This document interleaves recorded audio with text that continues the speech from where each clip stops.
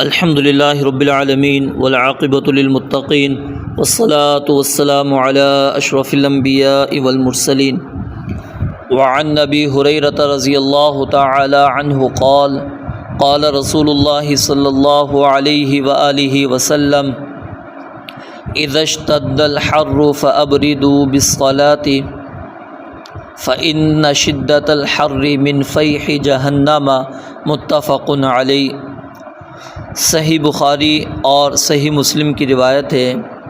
سیدنا ابو ہریرہ رضی اللہ تعالی عنہ بیان فرماتے ہیں،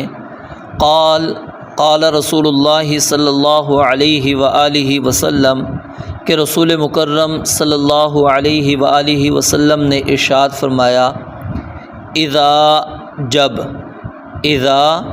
جب اشتد شدید ہو جائے، جب سخت ہو جائے، الحر گرمی،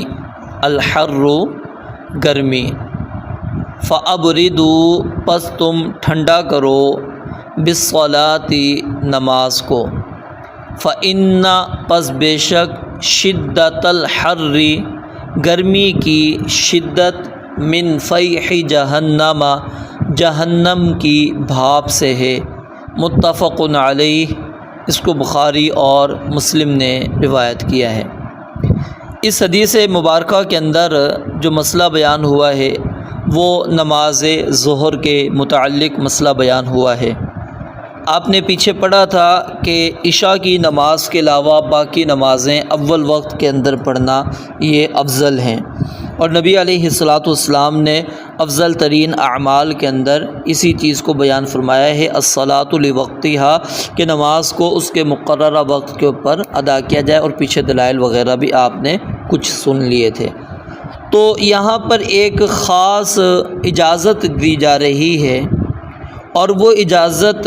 گرمی کے موسم میں ہے، اور یہ اجازت صرف گرم علاقوں کے لیے ہے، جہاں پر گرمی ہو اور گرمی شدید ہو۔ اور یہاں پر گرمی سے مراد ایک دن کی گرمی مراد نہیں ہے، یا 2 دن کی گرمی مراد نہیں ہے، یہ مکمل گرمی کا موسم مراد ہے۔ اور اس مسئلے کو سمجھنے سے پہلے یہ بات ذہن میں رکھ لیں، اس حکم کے دینے کا جو مقصد ہے وہ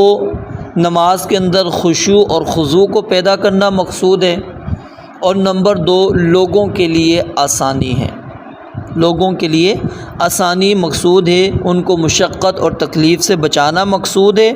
اور نمبر 2 لوگوں کو نماز کے اندر خشوع اور خضوع پیدا کرنے کے لیے یہ اسلامی حکم دیا گیا ہے۔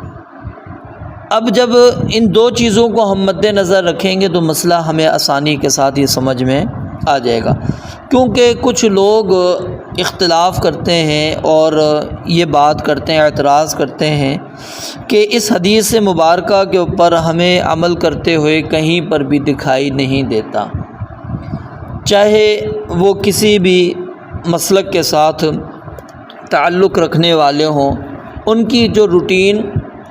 چل رہی ہوتی ہے اسی روٹین کے اوپر وہ اپنی نمازیں پڑھا رہے ہوتے ہیں، اور سخت گرمی کے موسم کے اندر بھی وہ نمازوں کے وقت کو تبدیل نہیں کرتے، تو لہٰذا اس حدیث مبارکہ کے اوپر کوئی شخص بھی عمل نہیں کرتا۔ پہلی چیز، ایک موقع پر یہ سفر کا واقعہ ہے۔ رسول اللہ صلی اللہ علیہ وسلم صحابہ کرام کے ساتھ سفر میں تھے، نماز ظہر کا وقت ہوا، یعنی زوال ہوا، تو سیدنا بلال رضی اللہ تعالیٰ عنہ اذان دینے کے لیے کھڑے ہو گئے۔ آپ نے سیدنا بلال کو کہا کہ ٹھنڈا کرو تھوڑا، پھر کچھ دیر کے بعد پھر دوبارہ وہ اٹھے اذان دینے کے لیے، آپ نے پھر ان کو کہا کہ ذرا صبر کرو، تھوڑا سا صبر کرو، پھر دوبارہ تھوڑی دیر کے بعد سیدنا بلال رضی اللہ تعالیٰ عنہ اٹھے، اور پھر آپ نے ان کو پھر دوبارہ کہا، پھر اس کے بعد اٹھ کے ان کو نبی علیہ السلام نے ان کو کہا کہ چلیں اب اذان دیں۔ ایک تو یعنی کہ اس حدیث کو اگر ہم نے سمجھنا ہو تو اس حدیث کو کس کے ساتھ ہم نے ملا دیا؟ سفر کے ساتھ، یعنی یہ واقعہ جہاں پر نبی علیہ الصلوۃ والسلام نے یہ بات سیدنا بلال رضی اللہ تعالیٰ عنہ کو کہی کہ نماز کو ٹھنڈا کرو، تھوڑا سا ٹھنڈا کرو، اس کا تعلق کس کے ساتھ تھا؟ سفر کے ساتھ تھا۔ اور نمبر 2، سیدنا انس رضی اللہ تعالیٰ عنہ بیان فرماتے ہیں کہ جب ہم نماز پڑھتے تھے گرمی اتنی شدید ہوتی تھی کہ مٹی بھی گرم ہو جایا کرتی تھی، تو ہم جب سجدہ کرتے تھے تو ہماری پیشانیاں جلتی تھیں۔ ہم نے نبی علیہ الصلوۃ والسلام سے اجازت مانگی کہ ہم کپڑا رکھ لیں اور اس کے اوپر سجدہ کر لیں، تو آپ نے اجازت دے دی۔ 2 حدیثیں آپ نے سن لی، اب تیسری حدیث آئیے جو اس کو مزید کلیئر کر دیتی ہے، اور وہ حدیث سنن ابو داود وغیرہ کے اندر موجود ہے۔ اس کے اندر کیا ہے کہ نبی علیہ الصلوۃ والسلام وہ 3 سے 5 قدم یا 5 سے 7 قدم اس درمیان اتنا فاصلہ آپ کرتے تھے، یعنی زوال سے 3 سے 5 قدم زوال سے لے کر، اور اس میں اصل سایہ بھی شامل ہے، اور جو سایہ ہم نے نکالا تھا نا فیء الزوال جو کہلاتا ہے وہ بھی اس کے اندر شامل ہے، یا پھر 5 سے 7، ٹھیک ہے۔ گرمی کے اندر 3 سے 5 ہے، گرمی کے اندر کیا ہے 3 سے 5 قدم، تو 3 سے 5 قدم یہ تقریباً بن جاتا ہے انسان کا آدھا جو سایہ بنتا ہے نا ظہر کا جو آخر وقت، وہ بنتا ہے کب تک؟ جب انسان کا سایہ اس کے قد کے برابر ہو جائے، تو یہ 3 قدم آپ یوں سمجھ لیں کہ انسان کے آدھے تک بن جاتا ہے زوال سے لے کر یہاں تک۔ تو اتنے وقت تک یعنی کہ ظہر کو لیٹ کرنا، ہم نے اس سے زیادہ لیٹ نہیں کرنا۔ اور کچھ علماء پھر اس کی یہ تشریح کرتے ہیں، جیسے کہ شیخ صالح العثیمین رحمہ اللہ، وہ یہ بات بیان فرماتے ہیں کہ اس سے مراد یہ نہیں ہے کہ لوگ تھوڑا سا لیٹ کر لیں نماز کو، یہ مراد نہیں ہے، بلکہ اس سے مراد یہ ہے کہ نماز عصر کے قریب جا کر اس نماز کو ادا کیا جائے، نماز عصر کے قریب جا کر اس نماز کو ادا کیا جائے گا، نہ کہ یہ کہ تھوڑا سا بس لیٹ کر کے ادا کریں۔ تو بہرحال اس کے حدیث کے سمجھنے کے اندر علماء کا اختلاف موجود ہے کہ اس سے کیا مراد ہے، ہم کتنی لیٹ تک جا سکتے ہیں جہاں سے ہمیں سورج کی شدت کے اندر کمی محسوس ہوگی اور ٹھنڈک محسوس ہونا شروع ہو جائے گی۔ تو کچھ 45 منٹ، کچھ 1 گھنٹے تک لے کے جاتے ہیں، یعنی کہ زوال سے 45 منٹ کے درمیان، اور کچھ کہتے ہیں کہ زوال سے اور نماز ظہر تک 1 گھنٹے کا یعنی آپ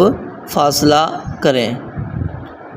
تو لیکن جب ہم اس وقت جاتے ہیں تو ہمیں گرمی کی شدت اور زیادہ ملتی ہے، اور صحیح جو ہمیں شدت کی کمی ملتی ہے وہ پھر عصر کے قریب جا کر ملتی ہے۔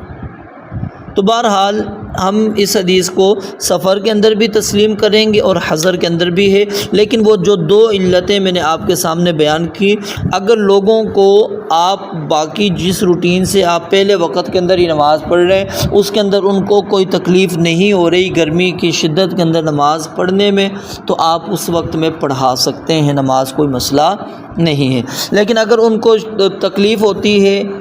اور مسجد کے اندر کوئی خاصا انتظام بھی موجود نہیں ہے تو پھر تھوڑا نماز کو تاخیر کر لینی چاہیے۔